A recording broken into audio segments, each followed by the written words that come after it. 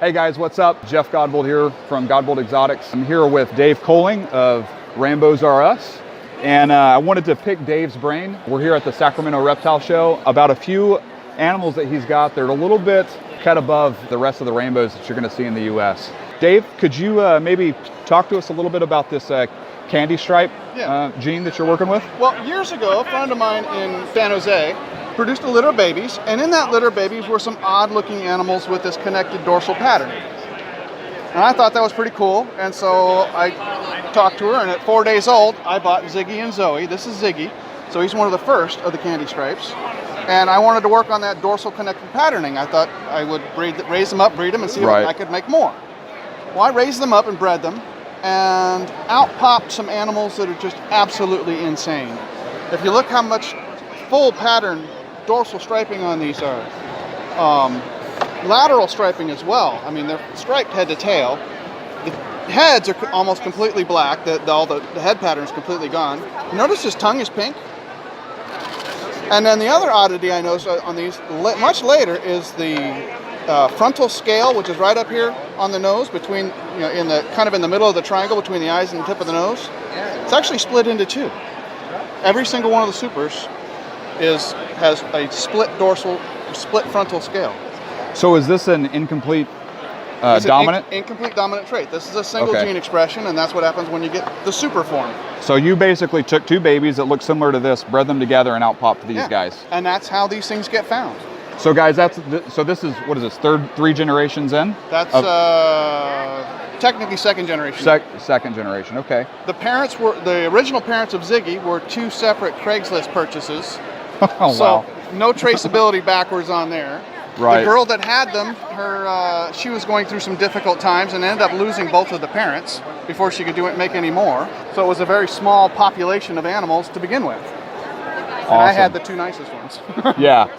So anybody that's just watching, these are Brazilian Rainbow Boas. Could you maybe describe the percentage of babies that come out displaying this trait? Yeah, we've had a couple of litters from the original parents.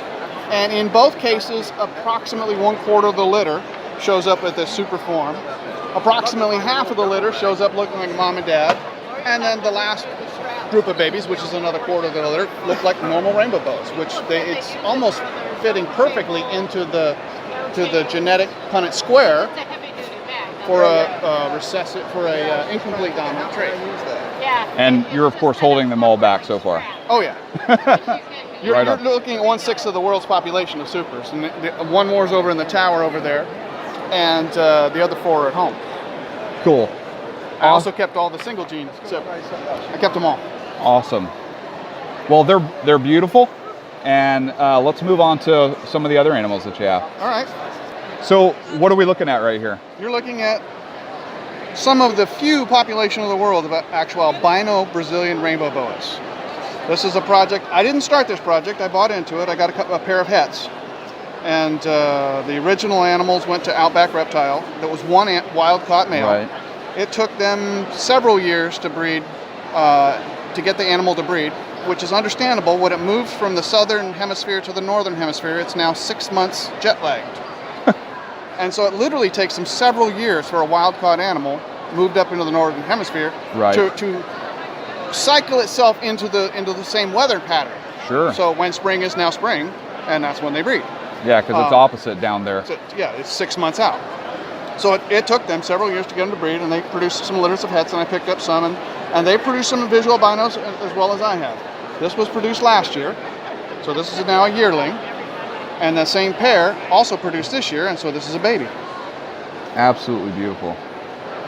So these guys will actually become a little bit more orange as they get older. And that's the thing rainbow boas do. They color up over about the first 18 months. One thing that even the yearling's not done. Right. One of the things that I'm noticing about this one here, and I'm not an expert in Brazilian rainbows, but I'm noticing the white, like it's like a faded along the sides. That's part of the color coming in. When these are born, there's almost no pattern to them. Right.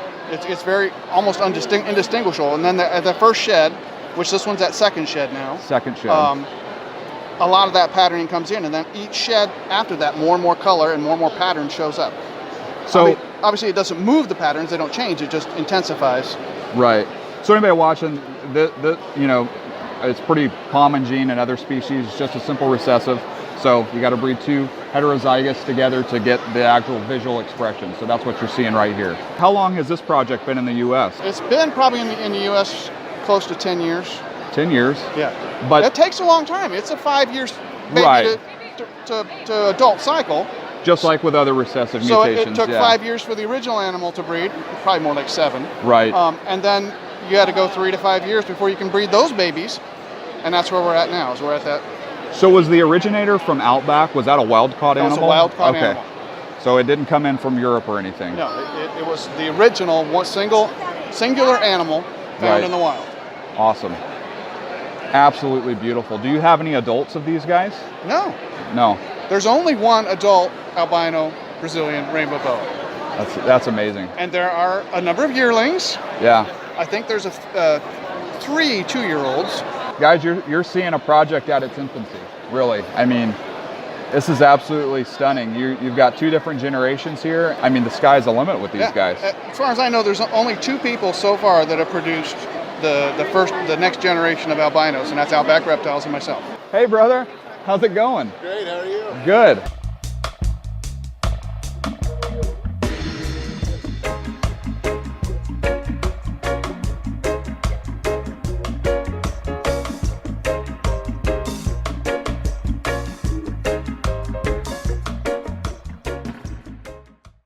We're looking at another one of these candy stripe animals. I was talking with Dave earlier, and he was telling me about the versatility of the gene, or the variability in the animals that have been produced. You're looking at just another one of those examples right here. Just tell us about this one. So this is also a super candy stripe. It's a brother to the one I had up earlier, St. Littermate. And you notice this one has gone into almost black and white. It still has the same split frontal scale, still has the same pink tongue, still has the same, really dark head, and of course the really dark colors are super iridescent. I just love that you're touching this animal's head and it's not freaking out. Oh yeah, these are my babies. There's so many misconceptions out there. But to be honest, guys, when I saw this one, I thought it was a completely different morph. I wanted to talk to him about this morph, but I'm blown away hearing that it's the same one as the others. I've got another one at home that is very much like this, except it has almost none of this white stuff, so it's almost solid black. Do these animals get any bigger than this? It's basically full grown. It could get a little bit larger, but it doesn't need to be any larger. It's a full grown male. So these animals are originating from 2 unrelated, or 2 siblings. Or 2 siblings. That's how a lot of this genetics happens, especially in an incomplete dominant trait with not a strong expression of the single gene. Right. Most people don't even notice it.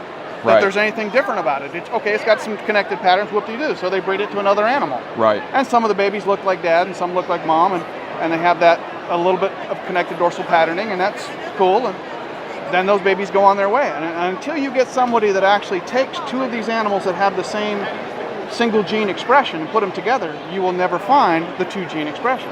It's just like albinism and the recessive traits. If you don't get the gene on both sides, whether that's a heterozygous or a visual homozygous animal, you will never get babies with the homozygous expression of the trait. And the reality is, the whole heterozygous, homozygous, that fits no matter what the expression of the trait is, whether it's a recessive trait, a dominant trait, an incomplete dominant trait.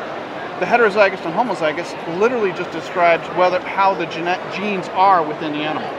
Heterozygous meaning it has 1 of the morph genes, and homozygous meaning it has 2. For anybody that's wanting to get a hold of Dave with Rainbows R Us, how can they get a hold of you? By email at rainbowsrus@sbcglobal.net. You can get on my website at rainbows-r-us-reptiles.com. And from there, there's all the phone numbers and everything else. Awesome. Hey guys, thanks for tuning in. Until next time, you've been watching Godbolt Exotics. You got to get your first tag. Don't have to. Yeah, it's always worse than actually it is. As I keep telling my wife, I'm like, you just got to get bit one time, and then it's not going to. Get bit all the time. Really nervous about taking you away from the booth, and I don't want you to miss any sales. What's funny is he and I didn't even really jump. You freaked out. That's because we've both probably been tagged more times than we can count.